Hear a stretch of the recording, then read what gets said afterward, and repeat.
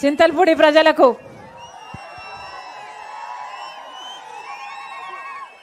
వచ్చిన ప్రతి అన్నకు, ప్రతి తమ్ముడికి, ప్రతి అయ్యకు, ప్రతి అమ్మకు, ప్రతి అక్కకు, ప్రతి చెల్లికి మీ రాజశేఖర రెడ్డి బిడ్డ వైఎస్ షర్మిలారెడ్డి శిరస్సు వంచి చేతులు జోడించి మనస్ఫూర్తిగా నమస్కరించుకుంటోంది.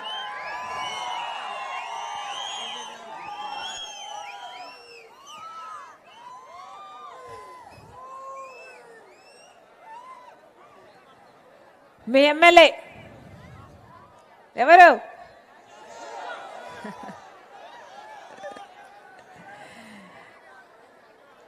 ఎందుకన్నా కాంగ్రెస్ పార్టీలోకి వస్తున్నారు అని అడిగాను.